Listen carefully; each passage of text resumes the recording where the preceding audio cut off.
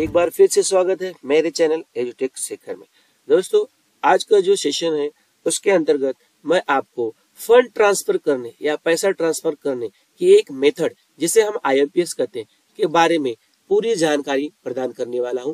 साथ ही साथ आपको ये भी बताने वाला हूं कि ये जो IMPS मेथड है इसके माध्यम से जो आप पैसा ट्रांसफर करते हैं इसकी विशेषताएं क्या क्या है, इस माध्यम से आप पैसा किस प्रकार ट्रांसफर कर सकते हैं, इसके अलावा ATM के माध्यम से आप IMPS किस प्रकार कर सकते हैं, मोबाइल में SMS के माध्यम से किस प्रकार आप IMPS कर सकते हैं, IMPS और नेफ्ट में क्या अंतर है, इस सारी जानकारी आपको इस वीडियो सेशन में प्रदान करने वाला हूं। तो साथियों, जानकारी शुरू करने के पहले आप लोगों से निवेदन करूंगा, रिक्वेस्ट करूंगा कि अभी तक आपने मेरे चैनल को सब्सक्राइब नहीं किया है तो चैनल को सब्सक्राइब कर लीजिए, बेल नोटिफिकेशन को ऑन कर लीजिए। साथ ही साथ जानकारी अच्छी लगेगी तो जानकारी को लाइक कीजिएगा, कमेंट कीजिएगा और यह जानकारी आप अपने मित्रों में शेयर भी कीजिएगा। तो साथियों, चलते हैं और प्राप्त करते हैं आज एक नई जानकारी। आज की जो जानकारी है उसके अंतर्गत मैं आपको IMPS के बारे में बताने वाला हूँ। IMPS एक मेथड है जिसके माध्यम से आप फंड ट्रांसफर कर सकते हैं या किसी को भी पैसा ट्रांसफर कर सकते हैं। जिस प्रकार फंड ट्रांसफर या पैसा ट्रांसफर करने के लिए डेबिट कार्ड, क्रेडिट कार्ड या UPI का इस्तेमाल किया जाता है, उसी प्रकार IMPS के माध्यम से आप दूसरे को आसानी से पैसे ट्रांसफर कर सकते हो। IMPS मतलब पैसा ट्रांसफर करने का एक तरीका। बता दें कि पैसा ट्रांसफर करने का सबसे तेज और आसान तरीका है, सबसे फास्टेस्ट मेथड जो है, सबसे फास्ट तेज जो है वो है IMPS। IMPS का मतलब होता है इमीडिएट पेमेंट सर्विस, यानी जो भी पेमेंट करेंगे तुरंत सामने वाले को रिफ्लेक्ट करेगा, क्रेडिट हो जाएगा, जिसका अर्थ होता है तत्काल भुगतान सेवा। तो ये तो हो गया IMPS का अर्थ। अब हम देखेंगे कि IMPS की विशेषताएं क्या क्या है। इस सेवा का लाभ आप 24 घंटे उठा सकते हैं। जो पहली विशेषता है, इस सेवा का लाभ 24 आवर्स उठा सकते हैं। दूसरा जो है, इस सेवा से किसी भी बैंक के खुलने या बंद होने का इंतजार नहीं किया जाता, यानी बैंक चाहे चालू हो चाहे बंद हो उससे लेना देना नहीं है। ये जो मेथड है हमेशा चालू रहता है। तीसरी जो इसकी विशेषता है, किसी भी प्रकार का बैंक हॉलिडे या छुट्टी हो उस दिन भी यह सेवा चालू रहती है। मैं कुछ और विशेषताओं के बारे में आपको जानकारी अगली स्लाइड में देता हूं। देखिए, अगली स्लाइड में मैं आपको बताना चाहूंगा कि ये जो IMPS है, अब तक मैंने आपको 3 विशेषताओं के बारे में जानकारी दी। अब हम चौथे वाले में देखेंगे। यदि आपके पास इंटरनेट बैंकिंग हो या मोबाइल बैंकिंग हो तो दोनों के ही माध्यम से आप IMPS कर सकते हो। ये जो IMPS की सेवा है, ये इंटरनेट बैंकिंग और मोबाइल बैंकिंग ऐसे 2 एप्लीकेशन में ही आप उठा सकते हैं, फायदा ले सकते हैं। IMPS के माध्यम से पैसा ट्रांसफर करने के लिए सामने वाले का रजिस्टर्ड मोबाइल और MMID नंबर होना, जिसे हम लोग बोलते हैं मोबाइल मनी आइडेंटिफाई नंबर, भी होना जरूरी है। यदि आप किसी को पैसा ट्रांसफर करते हो तो सामने वाले की 2 जानकारी आपको देना है। एक है उसका मोबाइल नंबर और दूसरा है उसका MMID नंबर, जिसको हम लोग बोलते हैं मोबाइल मनी आइडेंटिफाई नंबर। इसके साथ RTGS और नेफ्ट की तुलना में IMPS के माध्यम से पैसा ट्रांसफर करना बहुत ही आसान है। देखिए, पैसा ट्रांसफर करने की जो पुरानी मेथड है वो है RTGS और नेफ्ट, लेकिन IMPS के माध्यम से जो हम पैसा ट्रांसफर करते हैं वो बहुत ही आसान है, बहुत ही सरल है। अब मैं कुछ और विशेषताओं के बारे में जिक्र करूंगा। अब तक मैंने आपको टोटल 6 विशेषताओं के बारे में जानकारी दिया है। अब मैं कुछ और विशेषताओं के बारे में भी आपको बताना चाहूंगा। देखिए, अब तक मैंने 6 विशेषताओं के बारे में आपको जानकारी दे दी है। 7वें के बारे में जानकारी देना चाहता हूँ। पैसा ट्रांसफर करने का यह तरीका बहुत ही सुरक्षित, सेफ माना जाता है और बहुत आसान, यानी बहुत ईजी भी है। आपको बता देंगे, IMPS के माध्यम से जो भी पैसे भेजे जाते हैं वो सामने वाले के बैंक अकाउंट में तुरंत ऑन द स्पॉट क्रेडिट हो जाता है। जबकि RTGS से और नेफ्ट से अगर आप पैसा ट्रांसफर करते हो तो क्रेडिट होने में कम से कम 2 घंटा या उससे ज्यादा भी लग सकता है। दूसरी बात, IMPS के माध्यम से पैसा भेजने पे जो प्राप्तकर्ता के अकाउंट नंबर और IFSC कोड की आवश्यकता नहीं है। नॉर्मल जो हम लोग पैसा ट्रांसफर करते हैं, सामने वाले का अकाउंट नंबर, नाम, IFSC code number, branch number, ये सारी जानकारी आपको भरनी होती है। परंतु यदि आप IMPS के माध्यम से कर रहे हो तो सामने वाले का अकाउंट नंबर और IFSC कोड से कुछ भी लेना देना नहीं है। सिर्फ आपको मोबाइल नंबर और MMID नंबर ही देना है, उसके माध्यम से आप पैसे को ट्रांसफर कर सकते हो। और भी दो विशेषताओं के बारे में आप लोगों से जिक्र करना चाहूंगा। देखिए, जो IMPS होता है, इसके माध्यम से जो प्राप्त करता होता है, जिसे पैसा मिलता है, उसे कम से कम 1 रुपया और अधिक से अधिक 5 लाख रुपए तक का भी ट्रांसफर कर सकते हो। ये तो हो गया ट्रांसफर करने की लिमिट। 1 रुपया मिनिमम और मैक्सिमम 5 लाख तक आप इस मेथड से IMPS के माध्यम से कर सकते हैं। इस माध्यम से पैसा ट्रांसफर करने पर बहुत ही कम सर्विस चार्ज, ध्यान में रखिए, जो भी मेथड होते हैं उसमें सर्विस चार्ज लगता है। तो इसके माध्यम से अगर आप ट्रांसफर करते हैं तो इसके माध्यम से जो भी ट्रांसफर होते हैं उस पर सर्विस चार्ज कम लगता है। अब मैं आपको बताना चाहूंगा कि IMPS के माध्यम से पैसा ट्रांसफर करने के लिए जरूरी कंडीशन कौन सी है, जरूरी शर्तें कौन कौन सी है। साथियों, बताना चाहूंगा कि यदि आप IMPS के माध्यम से पैसा ट्रांसफर करना चाहते हैं तो मोबाइल बैंकिंग सेवा एक्टिव होना अनिवार्य है। आपके मोबाइल में एक मोबाइल बैंकिंग उस बैंक की सेवा अवेलेबल होनी चाहिए, एक्टिव होनी चाहिए। साथ ही साथ आपके पास इंटरनेट कनेक्शन भी होना चाहिए। दूसरी बात, पैसा ट्रांसफर करने वाले और प्राप्त करने वाले दोनों के पास MMID नंबर और एक्टिव मोबाइल नंबर होना अनिवार्य है। तीसरी बात, सिर्फ उन्हीं बैंकों द्वारा IMPS किया जाता है जो RBI द्वारा मान्यता प्राप्त है। जिन्हें RBI ने मान्यता दी है उनके द्वारा ही आप IMPS कर सकते हैं। ये तो रही IMPS के माध्यम से ट्रांसफर करने के लिए जरूरी शर्तें। अब मैं आपको बताना चाहूंगा कि ये IMPS कैसे कर सकते हैं। अगर आप अपने मोबाइल बैंकिंग से या इंटरनेट बैंकिंग से किसी को पैसा भेजना चाहते हैं तो ये मेथड कैसी रहती है, क्या क्या करना पड़ता है, इसके लिए आपको थोड़ा जानकारी देना चाहूंगा। देखिए साथियों, यदि आपको IMPS के माध्यम से किसी को पैसा ट्रांसफर करना है तो यदि आप IMPS के माध्यम से पैसा ट्रांसफर करना चाहते हैं तो आपको उस बैंक का मोबाइल बैंकिंग एप्लीकेशन डाउनलोड करना होगा जिस बैंक में आपका खाता है। पहले तो आपको यह काम करना है कि आपका अकाउंट जिस बैंक में है उसका मोबाइल बैंकिंग एप्लीकेशन डाउनलोड कर लीजिए, इसको एक्टिवेट करवा लीजिए, यूजर ID पासवर्ड बना लीजिए। बैंक की सहायता से आपको मोबाइल बैंकिंग एप्लीकेशन को एक्टिव करवा लेना है। डाउनलोड तो कर लेंगे प्ले स्टोर से, उसे एक्टिव भी करना है, ब्रांच में जाके एक्टिव कर सकते हैं। साथ ही साथ आप यूजर ID और पासवर्ड भी बना लीजिए। इसके बाद तीसरा नंबर, पैसा ट्रांसफर करने के लिए आपको IMPS का विकल्प चुनना पड़ेगा। जब आप पैसा ट्रांसफर करते हो तो फंड ट्रांसफर एक ऑप्शन दिखता है, उसके माध्यम से भी आप जा सकते हो, या अगर आपको IMPS दिखाई देता है, क्योंकि अलग अलग बैंक के सॉफ्टवेयर में अलग अलग दिखता है, आपको IMPS दिखता है तो उस विकल्प का चुनाव कर लीजिए।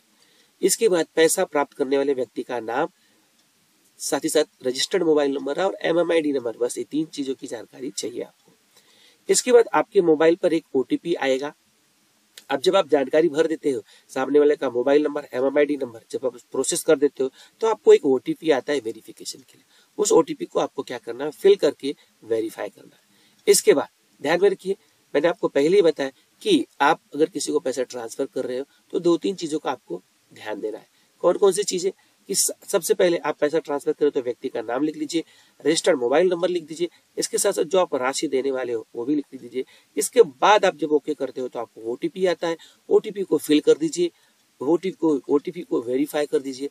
जैसे आप OTP को वेरीफाई करते हैं तुरंत आपके बैंक से उतने पैसे कट जाते हैं, और कटने के बाद तुरंत उतने पैसे सामने वाले के बैंक में क्रेडिट हो जाते हैं। ध्यान रखिए, OTP प्रक्रिया वेरीफाई करने के बाद आपके बैंक के खाते से पैसे कट जाते हैं और जिसको आप ट्रांसफर करते हैं उसके अकाउंट में क्रेडिट हो जाते हैं। इसके अलावा बैंक की तरफ से पैसा देने वाले और प्राप्त करने वाले दोनों के ही मोबाइल पे एक मैसेज डिलीवर कर दिया जाता है कि आपके अकाउंट में कितना क्रेडिट हुआ है और आपके अकाउंट में कितना डेबिट हुआ। ये दोनों मैसेजेस दोनों लोगों को मिल जाते हैं। जो पैसा ट्रांसफर करता है उसके यहाँ से डेबिट का मैसेज, और जिसको पैसा प्राप्त होता है उसके यहाँ पे क्रेडिट का मैसेज मिलता है। तो ये जानकारी के माध्यम से आप क्या कर सकते हो, IMPS करके दूसरे के अकाउंट में पैसा ट्रांसफर कर सकते हो। अब इसके अलावा मैं आपको बताऊंगा कि IMPS करने की और कौन कौन से माध्यम है। देखिए, मैं आपको बताना चाहूंगा कि मोबाइल के SMS के माध्यम से भी आप IMPS कर सकते हैं। ये क्यों करना पड़ता है, क्योंकि कभी कभी इंटरनेट कनेक्टिविटी की समस्या होती है, इंटरनेट नहीं मिल पाता है। ऐसे समय में यदि किसी को पैसा ट्रांसफर करना है तो आप IMPS का इस्तेमाल कर सकते हैं।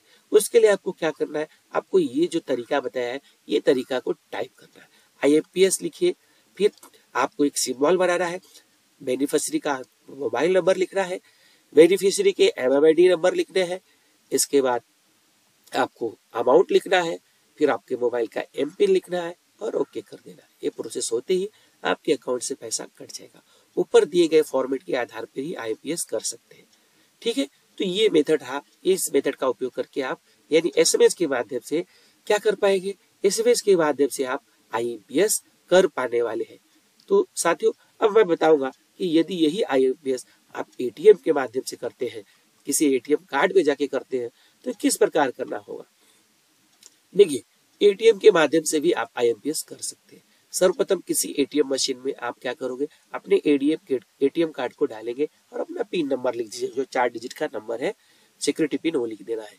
ऊपर दी गई प्रक्रिया होने के बाद आपको क्या करना है, फंड ट्रांसफर का विकल्प दिखाई देगा, उसका चुनाव कीजिए।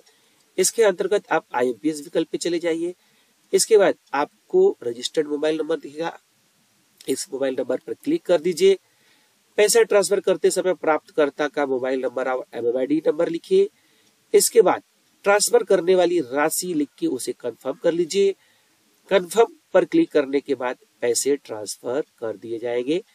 बीच में आपको OTP भी आ सकता है, अगर OTP आया तो OTP को आप वेरीफाई भी कर दीजिए ताकि आसानी से पैसा ट्रांसफर हो सके। तो ये सारी स्टेप्स आप ATM के माध्यम से भी कर सकते हैं। मैं आपको फिर से बताना चाहूंगा कि जैसे ही आप अगर OTP आता है, वेरीफाई करते हैं, पैसा ट्रांसफर कर दिया जाएगा।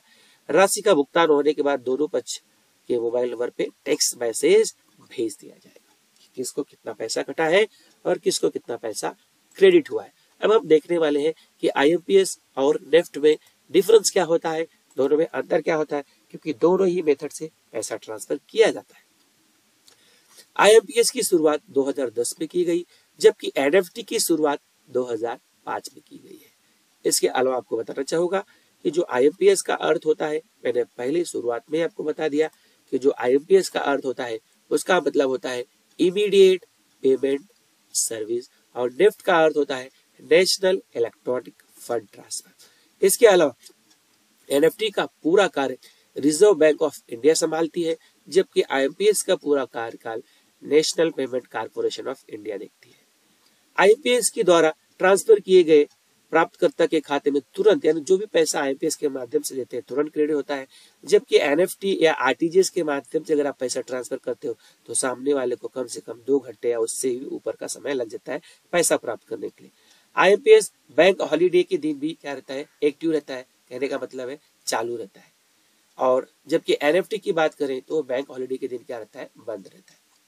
IMPS के माध्यम से कम 1 रुपया और अधिक से अधिक 2 लाख रुपए तक ट्रांसफर कर सकते हैं, जबकि NFT के माध्यम से 1 रुपए कम से कम और अधिक से अधिक 10 लाख रुपए तक भी आप ट्रांसफर कर सकते हैं। मैंने आपको टोटल 6 डिफरेंसेस बताए, 6 अंतर बताए। एक अंतर और मैं आपको बताता हूँ कि दोनों के बीच में क्या अंतर है। देखिए, अब तक मैंने 6 अंतर बताए, 7वां अंतर बताता हूँ। IMPS के माध्यम से ट्रांजेक्शन चार्ज तक होता है, ट्रांजेक्शन चार्ज जो होता है, और आपको उसमें भी ट्रांजेक्शन चार्ज रहता है लेकिन कम लगता है।